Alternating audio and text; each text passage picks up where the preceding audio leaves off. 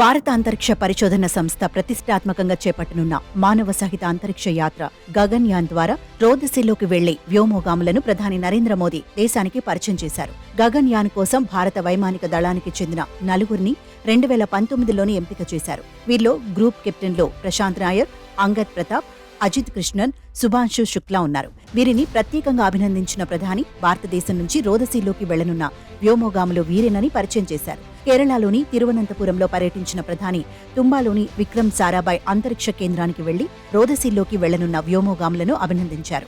40 ఏళ్ల తర్వాత భారతీయులు అంతరిక్షంలోకి వెళ్లనున్నారని, సమయం మనదే, కౌంట్ డౌన్ కూడా మనదేనని ప్రధాని మోదీ చెప్పుకొచ్చారు. గతేడాది చంద్రుడికి దక్షిణ ధృవంపై ల్యాండర్ ప్రయోగించి ప్రపంచంలోనే తొలి దేశంగా కీర్తి గడించామని, నేడు మరో చారిత్రాత్మక ఘట్టం ఆవిష్కృతమైందన్నారు.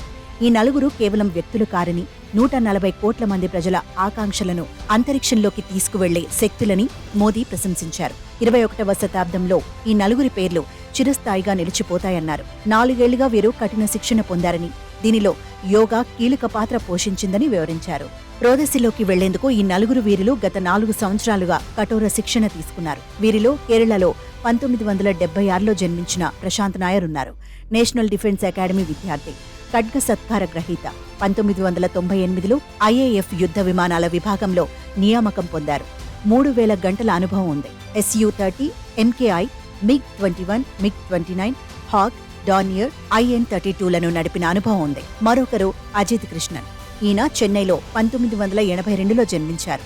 నేషనల్ డిఫెన్స్ అకాడమీ విద్యార్థి. రాష్ట్రపతి పసిడి పథకంతో సహా వైమానిక అకాడమీలో ఖడ్గ సత్కార గ్రహీత. 2003లో ఐఏఎఫ్ యుద్ధ విమానాల విభాగంలో నియామకం పొందారు. 2900 గంటల అనుభవం ఉంది. Su-30, MKI, MiG-21, MiG-29, Hawk, Dornier, AN-32లను నడిపిన అనుభవం ఉంది. అంగద్ ప్రతాప్ యూపీలోని ప్రయాగ్రాజ్లో 1982లో జన్మించారు. నేషనల్ డిఫెన్స్ అకాడమీ విద్యార్థి. 2004లో ఐఏఎఫ్ యుద్ధ విమానాల విభాగంలో నియామకం పొందారు. 2000 గంటల అనుభవం ఉంది.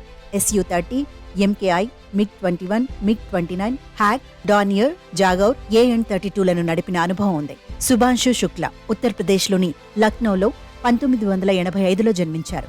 నేషనల్ డిఫెన్స్ అకాడమీ విద్యార్థి. 2006లో ఐఏఎఫ్ యుద్ధ విమానాల విభాగంలో నియామకం పొందారు.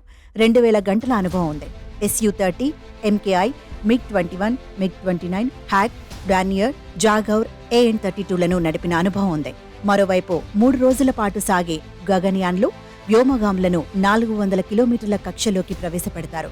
అనంతరం వారిని సురక్షితంగా కిందికి తీసుకువస్తారు. 2025లో ఈ ప్రయోగాన్ని చేపట్టాలని ఇస్రో లక్ష్యంగా పెట్టుకుంది.